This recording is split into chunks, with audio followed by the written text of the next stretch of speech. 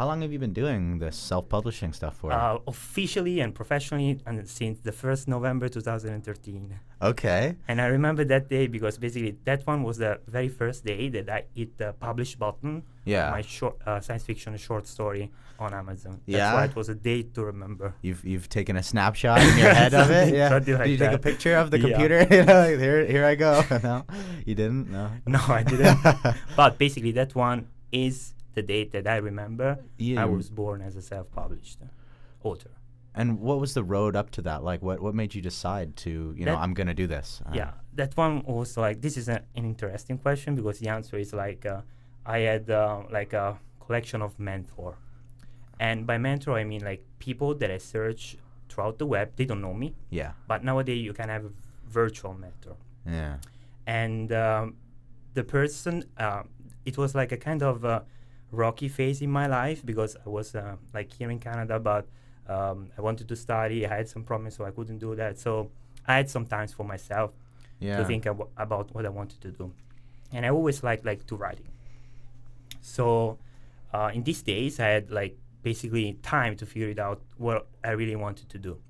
And there was this one day, and it was on fall 2013, that I was browsing the web, and I found out for the first time that there was a young man. He was 27, 26 years old, and he was a self-publisher, but I didn't know that until that point. I just saw that he had a strong platform on the web.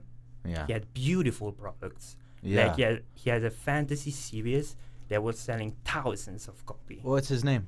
Bengali. Okay. And it's a famous author in England. And that experience was really resonated in me. Was very inspiring. Yeah. My same age, but this guy was living out of books that he was publishing via the web. He was making a living off of it, and he's still doing it, and it's going strong. Yeah, so that's what you hope to achieve. Yeah, that would be something that I really look forward to. That's the goal. That's the goal. And so what about writing? How long have you been writing for in general? Just your whole life? Since I was old enough to hold a pen, as Bengali would say. Yeah, in this case, yeah. I always liked writing, especially science fiction, fantasy kind of books, yeah. Why that? It's just the genre that you like the most? I think it's run in my family. My grandfather liked it, my father likes it, and it was maybe a collection of dynamics, and me myself, I saw like Star Trek or Star Wars or Stargate, all of these kind of television series and or books, mixed them together, and at a certain point I figure I want to write my own maybe word, and so that's how I started writing science fiction and books in general. Yeah, you start with short stories? Short stories. Actually, my first book, which hopefully will never see the publication process. It's it was like a 40,000 words, something like this. Wow, okay. Yeah, not super long. The latest science fiction book that I published in English, now Omnilogos, is around 85,000, 90,000 words. Okay. And the very latest book that I published in Italy, again, a science fiction book, which is a sequel to Omnilogos, it's 250,000 words. How many pages is that? It's around, if you follow that paperback format, it's around 750 pages, 800 pages. That's standard, though, for a fantasy or science fiction book, right? They're very engaging in terms of length and story, right? Yeah. So you're in the middle of translating that one right now? Or? No. I'm so scared for how much it took for me to translate that book, the Omnilogos, from Italian to English was 1 year and a half. Yeah. Because I had to do that by myself. And English not being my first language is very scary, very, very scary thing to do for me. So I had to translate it from scratch, and that took 8 months. Yeah. And then because, of course, I tried to deliver a very good product, final product to the people, my audience. Of course. And then what I needed to do is to find on the web proofreaders to help me to deliver the best product I could give to the audience. Are you satisfied with the translation? Do you feel completely you satisfied? Yeah. Very much. And I had the opportunity to give the book before publication to some of my Canadian friends. Yeah. And one in particular helped me a lot with the very final proofreading stage. And since then, Omnilogos has been read by dozens of people. Some of them reviewed that on Amazon, and no one of them pointed out like a lack of quality, either in the translation or the grammar and something like that. Yeah. That one is very assuring for a person like me, which again, the first language is not English. So what is the translation process like? You just go sentence by sentence, basically, Okay. and try to move it along, or? That's something that I had to figure it out again, because I never did it before. Mm-hmm. It's like when you publish a book for the first time, you don't know what to do. Yeah. There are thousands of information on the internet, but you do not know which one you have to choose or how to proceed. Yeah. In my case, I used the way that I always use when I had to translate, which I started with Google Translator. Okay. So what I did, very simple process, was taking 3,000 words from the Italian, putting it in a block on Google Translator, Yeah. Translator, and of course the translation was pitiful. Yeah. It Not was good. something not good at all. Yeah. The second phase is you have to take that chunk of words and reread it sentence by sentence with comma, keeping in mind comma splicing and stuff like that, and grammar, and do that for like 85,000 words. Takes time. So what are you gonna do for the sequel to this? How are you gonna translate it? You gotta find a better way, maybe. I have no idea, but if I Yeah. use the same way, it's gonna take like 3 years, or Yeah. 3 years and a half, and Yeah. I wouldn't like that for Pelargonium, which is the sequel of Omnilogos. That's the sequel. That's a big project ahead of I you. have no idea. Yeah, I'm scared. You are, yeah. You're a little bit worried about it. Yeah. Well, you must have so much more stuff going on than just that. Like, if you're entirely self-published, right? Yeah. Like you do everything. We for call yourself. ourselves do-it-yourself, DIY. DIY. Self-published authors, yeah. And are you working alone, or do you have a group of people that you? Alone, but a self-published that says it works entirely alone is not a self-publisher. Okay. Like, if you need to deliver the final product that is good Yeah. and that can compete and withstand with the legacy publisher, you need the help. Yeah. And the help that I needed, for example, again, for Omnilogos, is asking people to correct it or give me feedbacks. Mm-hmm. If you look at the cover, it's not something I made. Okay. I had to pay a designer to do that cover for myself Yeah. in order to be proud of the final results. So I guess the answer to your question would be you need a team of people that either you crowdsource. Yeah. Nowadays there are a lot of resources for crowdsourcing, or people that you know and are willing to give you a feedback on your works. You need people, even if you are a self-publisher. Have you used crowdsourcing? I use crowdsourcing in the form of 99 Designs for Okay. my covers. Basically, 99 Designs is a platform where a person like myself, for example, can ask to a group of designers, in that case, hundreds of designers, okay, guys, I need your help. Uh-huh. I need the book cover for this science fiction book. These are the things that I would like to appear in my science fiction cover. You give the deadline, you give a price, and then it starts a competition Yeah. between these designers.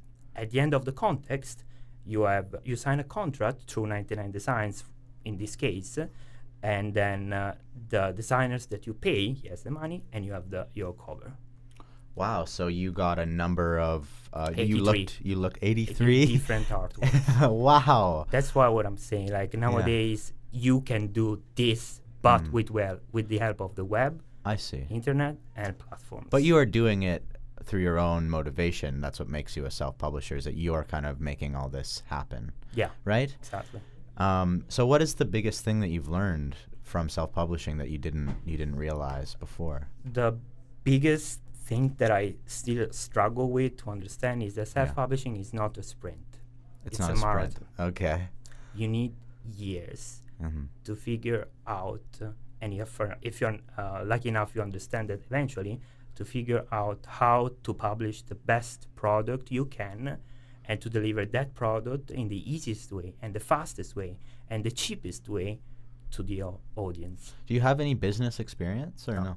None. My degree, back in Rome, It's a Bachelor of Art in Political Science and International Relations. Wow. So no business ideas. A bit Yeah. of economics maybe, but Yeah. not marketing, like No. nothing. Have you found that you've had to brush up on those things for your book, like for marketing, for trying to? Yeah, if I want to like publish it and try to market it, which is one of my weakest points, I do not know how to market my books very well. I have no idea actually. Something that I'm still learning after 2 years and 2 months now. And yes, something I'm struggling with, but I try to learn bit by bit every day. Again, it's a marathon, it's not a sprint. Yeah, I mean, much like the creation of a book, which Exactly. is also a marathon in its own right, like just the writing process, I mean. Exactly. If you think about, again, Omnilogos, it took 3 years for the Italian version. Another year for the English version to be published. It's a 4-year process. Yeah. So you writing all day, basically, or what? I try to write every single day. Yeah. And the way I do it is like setting goals for every day. Yeah. So I just finished, before coming here with you, to write a blog post of on the to-do list. And this is something that I learned from another of my web mentor, which is Michael Hyatt, which is one of the best-selling author of a platform Get Noticed in a Noisy World. And basically he said that if you have a selection of things to do, you need them to get done. Yeah. So he basically say what's on the schedule gets done. So there are no excuses. Yeah. If you have that selection of 3 or 5 things per day, you need to do that. My today's schedule was a meeting with you, wonderful person. You check that off. Check that off. And I finished writing that blog post in Italian, and then finding an image and creating an image for that blog post. 3 things, 1 day, but if I did that, I'm happy. Yeah. So they don't have to be huge goals. If they're huge, you're not going to accomplish them. I see. And so did you have some problems with goal setting before, where you're kind of just putting things off? And I still have. You still do? I completely didn't master that skill. Yeah.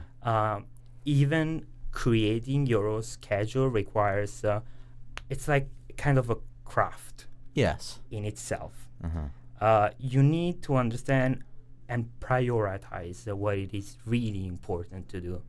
But once you get that skill, and then I can assure you, your productivity is gonna like skyrocket. And so, what is the creation for Omnilogos? How did you start with, in terms of the idea? Yeah. Okay, the idea, it's another story, but it's a short one. Yeah. So I was living in Orlando, Florida. I was working at the Walt Disney World Park Resort. Yeah. And basically I was lucky enough to witness the launch of the Atlantis, which is basically the last space shuttle to ever depart Earth. Yeah. And when I saw that, the initial spark of the ideas from Omnilogos started. Yes, well, the book opens with Way seeing the ship go up. The space shuttle Atlantis goes up, and I don't know if you want me to like say the plot or no, that's okay. But that is the way it started. Basically, I was there. Yeah. Okay. So you have an idea in your head, and then where do you go from there? After that, it's like you sit and you slice your wrist, and a lot of blood comes out, as somebody said. Pours onto the page, and then you keep doing it, and you keep doing it again, until you want to like throw up, and then you keep doing that, and you keep crawling, and you just write it. How do you deal with frustration with your own writing and just being fed up? And I just remember why am I doing that? So I ask myself, why are you doing this? And if you're not able to find the reason why you're doing that, you're doomed. Okay. It must be strong enough for you to, like, basically when you are crawling again and you are like vomiting or there is blood all over yes. You see that light shining, and then you manage to keep forward. And so what is that light for you? Why are you doing it? I would like my book to inspire other people to do what I'm doing. Yeah. And to let them remember that we are very lucky people nowadays, because we are in an age where you can really change people's mind just connecting with them. Yeah. There is something that another marketing guru that I really like, it's Seth Godin, and it basically said that you don't need anything more than a laptop and a cell phone to change the world. It seems like a big like shot, let's say, in the sense that it seems like something very big to accomplish, but it is possible if you see people that every single days are changing the face of the planet with the YouTube videos or Facebook posts. Yeah, well, I mean, not just with your writing, but with the fact that you are doing it, you know, alone in quotes, of course, but you're making it all happen yourself. I think that alone is inspiring, even if people don't read the book, which they should. Your story alone is inspiring, right? I wanted to talk about the philosophy in this book because it deals with space travel, but it also deals with how people react to that idea, and there are people who oppose it. Exactly. How do you form that sort of? And it's a very realistic argument, sort of, in the book. How do you form that philosophy? Was that something that you said that you had just been thinking about, or that's connect to the other thing that what I believe it is good to show, like, to people my point of view. Yeah. And throughout this book, basically what I'm trying to do, thanks to Wei, the main character, is to say, as a human civilization, do we need to transform ourselves in a space-faring civilization? Yeah. If the answer is yes, how do we do that? And that's basically the heart of the book. Do we need to do that? We need to answer that question. And if yes, again, what is the meaning we used in order to accomplish that goal? Yeah. And that's a thing that basically explodes in a series of answer questions. And it's a controversial because in the book, and this is a small spoiler, but basically what I try to do is to create a controversy between landists, which are people that say we do not need to become a spacefaring civilization because we have our own problems on Earth. There are people starving to death every single day. We do not need to reach to the stars when we are crowding in the mug. Mm-hmm. And on the other hand, there is another faction, which is the hybrists, which say that it is a part of the human being to discover. And the space, it is the final frontier. And if we do not do that, like if we do not explore the space and reach to the stars, it's like we are denying who we are. And this is the very bedrock of the book. And afterward, the plot of the entire series start from this question. So you've spent a lot of time with those questions. Do you have an opinion yourself? I do have my opinion, but do you keep it to yourself? No, not exactly. Okay. But I understand, like, being the author, I should give my feedback on only if you want to on the book, and I believe that I'm like 50-50. Yeah. That's not an answer, is it? Yeah. I believe that both groups has their pros and cons. Yes. And I found that every single time in the history of mankind, there was a big idea, and people bold enough to take this idea to the next level in a way that it was sustainable. It was a win-win situation. Yeah. But if you ask me, how do we do that for the space exploration? I'm not sure I have an answer for that. The very answer that I can give you, we need a Wei Wang, which means we need a person that really, really strong on the public opinion, that is very smart, and that wants us to reach for the star in a Steve Jobs way, did with the Mac. And the old dreams of, for example, Steve Jobs' Mac, there is a philosophy now behind that. But you need the Wei Wang of the Mac. Yes. And how much research goes into the creation of a philosophy like that, or in general, maybe the whole book? You do a lot of research? For the concept, like the technology behind it, I had to research quite a lot, especially regarding the thing that I will not say. Yes. That it's very important. Why do we convert ourselves in a space-faring civilization? Thanks to that Yeah. kind of technology. It took me several months to research on the subject. I read a lot of essays, watched a lot of videos and documentary about that, and sometimes spoke with people that knew more than me about that subject. And then afterward, you just gather your ideas, and the science fiction dash writing phase starts. The bleeding starts. Yes, the bleeding starts. So if you are, in fact, bleeding yourself out onto the page, how much of you are you putting into the characters, or do you try to make them separate from you? 100%. They are It's all me. you. They are me. They are Yeah. different side of myself. Yeah. But I can't possibly think of an author that say, no, they are not me. Yeah. Every single character that there is in that book is a part of Michele Amitrani. All Yeah. of them. Yeah. Even the more disgusting or bad, there is something of me in them. Right. And so what is that?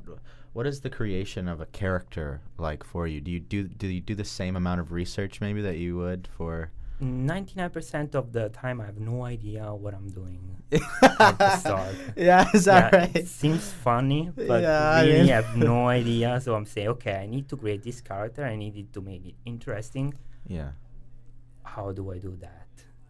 And so the Do you- way I, yes, No, yeah. no, keep going. Sorry. The way I do it is like I just start writing. And then I found that the more I write, the more I get to know this character better. That's my creation of the character behind the scene process. Yeah. You're just asking yourself maybe questions about the person, saying what would Exactly. he or she do, things like that. And also I found the dialogues, Mm. one and the other character, helped me shape the personality of the character. Yes. A couple of my main characters of Omnilogos derive from this dialogue kind of approach. Yeah.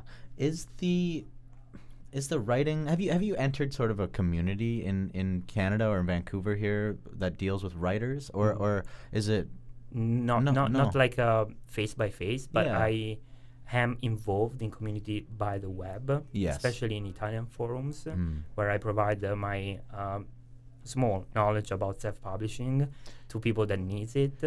And on, for example, international channel like Goodreads, for example, which is a Yes. platform for Yes. writers and authors, I'm there all over the place. Yeah. But not like in person, except for a few people that I know in Canada that I usually respect. Yeah. One of these person is that my friend that helped me to edit the last part of Omnilogos. Yeah. Treasure of feedback that he gave me about that. So this Yeah. is What do you look for when you want someone to edit your work? What are you trying to get from be them? blunt. Yeah. If you're not, I'm screwed. Can Yeah. I say screwed? Yeah, you can say screwed. It's okay. I am completely screwed. If you are not 100% true with me, Yeah. first I'll try to I understand that, and that's not good. Yeah. And I'm really looking forward for you to try to destroy my book. Yeah. Because if you do that, I know what's a weak point before the audience get to know that. Yes. That's what I need. I need Yeah. you to be honest. Yeah. It doesn't, hurt your feelings. How do It you does. do- It does. Yeah. I'm not made of wood or iron. I'm just Yeah. made like flesh and Yeah. blood. And But you go, no, this I have to hear this. I have to. Yeah. exactly. I always have a problem when I make something and then I want someone to edit it for me or criticize it in some way.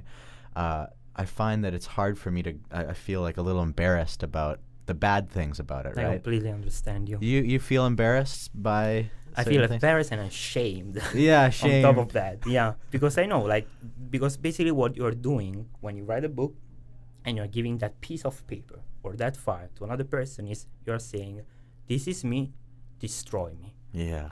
This is my heart, eat it hard.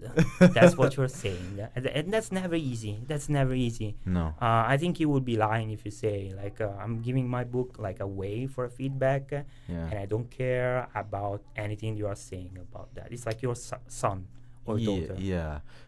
It's almost disappointing if they don't say something harsh about it Absolutely. in some way, right? In some way. Yeah. Or positive, or yeah, of course, Yeah. if there is a positive feedback, you like it and you Yeah. appreciate that. But again, in that phase, the proofreading phase, I need feedback that helps me shape it in a better way. So how many people did you give out your book to edit? In Italian, I gave it to like a dozen people at least. Close friends, like? Or- Beta readers, I call them. okay. Again, friends, people that I know, family also, why not? And like, I'm very, very lucky because like my family is not one of those group of people that say your book is fantastic. Yeah. The harsher feedback I had from my father, my mother, and my brother, and that helped me incredibly to make Omnilogos stronger.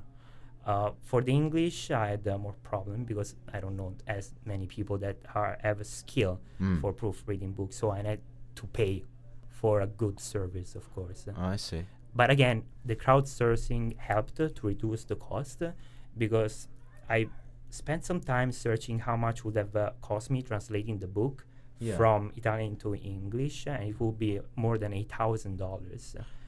My process required 1 year, but I was able to have a finished product that was good enough for like $350 instead of almost 10,000.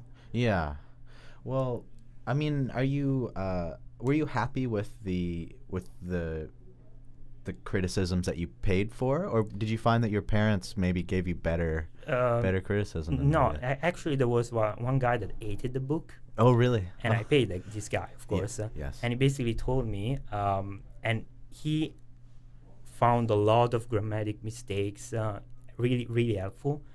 But basically, when I read his feedback, he was very harsh. Harsh in a way that saying, for example, like your character are not believable, and you should go back on writing school because this book is not gonna please people. Okay. And that was hard. Yeah. So how do you move on Heartbreaking. from something that's that critical and mean almost? You know? For 2 days, I was like, You're I didn't sad. speak with anybody. No. With anybody. I was like, okay, How I do you- have to gather myself Yeah. because I was really bleeding badly. Yes. Yeah. What else did he say? There was one character in particular, which is called Avalon, and which I try to make the most disgusting possible for a reason that you will find in the book Okay. if you read it. And he basically wrote to me, what is the point of making this character this disgusting? If you wanted to discuss your public, you are successful. Yeah. You made it plain, and I guess this is maybe his point of view over characters, and he didn't like that kind of person. And again, it could be a bad feedback, but a one that made me realize anyway something that I didn't quite realize. The character remained the same. You didn't and change it. People love. Some people loves him. Yeah. Some other people don't. But that was the way it was supposed to be delivered. In some ways, the fact that he hated the character almost makes it, you know, it affirms to you, well, good. I mean, I wrote him that way. You wrote him that way, right? Exactly. You know? Exactly. Yeah. That was. But again, this was only one of the point that he made. If well, yeah, true. If he's asking questions like, what is the point of this? What is it? How do you stop yourself from just defending, you know, automatically and trying to take in criticism for what it is? You have to try to do something very difficult, Yeah. which is to be naked in front of an audience and asking yourself, okay, let's try to put myself in this guy's shoes. Why have I failed under this point of view? And try to understand, with my point of view, if there is an answer I can give, provided the feedback that this guy or girl is giving to me. And that is never easy. No. Never easy. Because you are yourself. You cannot be in 1 second on another person's mind. Right. No. Well, it seems like there's so much goes into writing, you know, a book and publishing it yourself. But it must be amazing to see it, like a physical thing, and look at it and go, what does that feel like to see it there in front of you? I remember when I ordered my first copy, the proof copy, Yeah. at Create Space, and there was that carton box, right? Yeah. And so I hold that box for like 15 minutes, saying, Oh okay, my- this is gonna be the result of like 1 year of my life, and I just need to tear this apart and sing it. Yeah. I remained staring at that box for like 15 minutes. I was not able to open it. Oh my God. When 15 minutes. with 15 minutes. Right, and when I did, I was not shaking, but I was a bit trembling. Yeah. And then when I finally had it in my hands, I was like, it was worth it. Yeah. Of course. You called it like a child. It's like your child, right? Like It's a your child, yeah, or Yeah. daughter. Yeah, it's something really, it's a byproduct of who you are in a paper or electronic format. Well, when you spend so much time reading and enjoying other authors' material, this like books become like a holy thing, and then to have your own, I can't imagine. It must be so exciting for you. That's why you have to get the sequel translated. Yeah, exactly. Maybe that's the light there for you to crawl towards, is that feeling. I need to think, at a way. Yeah. Yeah. So do you work on a number of different books at a time, or do you find that you focus on one thing at a Only time? one thing. Nowadays, I'm trying to finish the Omnilogos series, which is basically 4 books. Okay. But I'm also already working at another series, which is less science fiction, more fantasy, and I'm trying to gathering the information now. So I know that it will require years, but I'm trying to do my researches now. And what I'm trying to do with this other series and book is to do something I've never done before, which is to directly writing it in English, which is something that scares me to death. Yeah. Because I've never done something like that before. But if it's successful, the book will be reaching an audience which is like 100 times bigger than the Italian. And I will have to pay less because it's already basically translated. It's translated in my mind. Yes. I do that process immediately. Yeah. But I realize that I will need a lot of feedback for that things to happen. Yeah. It's a more traditional fantasy type, or It's more kind of a mashup between like horror, science fiction, fantasy. Something that I really like about self-publishing is that we get to do something that the legacy publishing don't always dare to do, which is to try to discover a new field. And what I really like, for example, of the other self-published author I was talking you about is Bengali. Yeah. What he did was a Western fantasy, which is not something that you find easily. Yeah. If you don't think about the Steven Spielberg, King Gunslinger. Tower. Yeah. Dark Tower. Right. But it's something that you understand, like we self-published author try different things. Yeah. And they might not succeed. Not the case with Bengali because his Blood Rush series is very, very, very successful nowadays. The Scarlet trilogy, sorry. But yes, so it's basically trying to do something that other people are too shy to do because maybe they think they will not sell that many copies. Maybe this is the strong point of self-publisher, that is you get to try several different things to see if they works. Do you think that people who publish in a traditional way are being sort of held back in some way by the publishers, or telling them what to do a little bit? I completely respect and admire legacy publishing. What I just think is that in the 21st century, you just have other options if you want to explore them. Yeah. But I do think that like self-publishing, if you have an idea, you can publish that book when it's finished after 24 hours. Yeah. It's fast. Yeah. That's 21st century kind of style. With the legacy publishing, you take some months. Yes. Sometime maybe weeks, but for sure a longer time. Yeah. What are some of the other strengths, do you think, about self-publishing? Except for the possibility to be faster than the legacy, and to get to explore different things, is that my opinion. Yeah. Other than mash up, like for example, if you have a fantasy book and you want to give it a science fiction feeling on the cover, you can do that. And the legacy publisher maybe instead will say, no, this one is not exactly that tone that we want to, so change that. Yeah. So you get more freedom in that sense, another kind of freedom. The other thing, I believe that nowadays the self-publishing community is stronger. And there are things like the Alliance of the Independent Authors, something that this Bengal is part of, Yeah. that provide you with resources.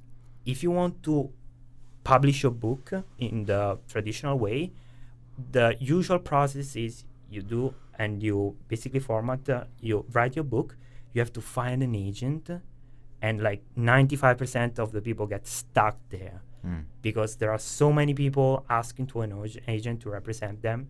You are stopped there. Afterward, you need to wait for the agent to find a publishing house that is interested in that kind of title in that period frame, because it might be that like 2016 is cool for fantasy, or there is this period that is cool for this kind of genre. Yeah. And this is something that self-published doesn't happen. Yeah. You can do whatever you want when you want it. You were inspired by self-publishers. So did you ever try to get it published traditionally, or no? You just because you were. Yeah, I never tried, but again, it's not for saying I will never do that. No. Again, there is a huge amount of respect for everything that most of the people of the thing that the traditional publishing houses do. And also, this is very important. Like with self-publisher, basically everybody can do that. Yeah. So not all the products are top-notch. Right. With the legacy publishing, instead, there is a process. Why that 95% of people get stuck? Because maybe their book are not that or as good. So self-publishing means freedom, but also it's a freedom to find like work that are lacking, or they're full of grammar mistakes or plot issues and stuff like that. I don't think that happens that much with the legacy publishing. No, it would be rare. It'd be very rare. But I mean, you're a self-publisher yourself, and you've taken many steps to ensure that it's the best quality. That something you're proud of. Again, because I had this mentor, they don't know me, but it was helpful for me. So I took the time to research, and I can assure you that took months before I made the first step. Like that Omnilogos that you're seeing right now is the byproduct of months of researches. Before that, I had no idea what to do. So if you want to do the shortest way, it's like writing a story and publishing, you are welcome to do that. But I don't think the final product will be like something that it's the best thing you can deliver to your audience. That's why I really think that the research phase is very, very important. Yeah, well, I mean, you want to be proud of it, right? You want something to reflect you, right? Basically, it's part of yourself on the world, and you don't want that people throw too much shit on it, right? Yeah, so exactly. You want it to be as shielded as possible to critique, which is impossible to shield it 100%, that's for sure. You've had a good response, though, from critics, haven't you, on Goodreads and Amazon? I was lucky enough to had those previous feedback that stopped me when I needed to be stopped. Yeah. But I have to say that the people that read it, now I don't have a lot of reviews, but enough to make myself like an idea of what went right and what went wrong. And for example, on Amazon, I have or Goodreads, I have something like 22 reviews and like 30 feedback, and most of them are positive. And the book has been out officially for a few weeks, not too many weeks. Yeah. And every feedback, and these people, the majority of them, I don't know them. That's something that I really treasure, because it's basically a feedback from a person that has no BS. Somebody that needs to just give her or his point of view about my book, and just saying what he or she felt right. And this is all very, very useful for me as a self-published author. Yeah. That being said, nowadays on both Amazon and Goodreads, it stands with 4 or more stars out of 5, the book. And consider that it's my first That's pretty English good. book. Yeah. I'm happy with the result. Yeah. I mean, you almost go through all of that harsh criticism before you publish it, right? You go through all of that so that when you finally do, Exactly. Remember the bleed, there's nothing left. and the struggle, and all the rest, all that speech. I do remember. Bleeding and bleeding. Oh my God. Well, it's been 45 minutes, so that's Wow, amazing. that time's flying. Yeah, yeah. Well, is there anything else that you particularly wanted to say before we cut this off? Maybe if you are a person that are listening to us and you want to self-publish your book, I would say the best time to do this was yesterday. The next best time is today. And if you really want to have your product delivered in front of your audience, and you're okay with all the blood and the things that we said about it, and then just try to do it, because now is the time. Now is the time to self-publish your book. Okay, that was wonderful. I was speaking to Michele Amitrani, the author of the science fiction novel Omnilogos, among other things, who is a self-publisher in every sense of the word, who even translates his writing from his native Italian to English.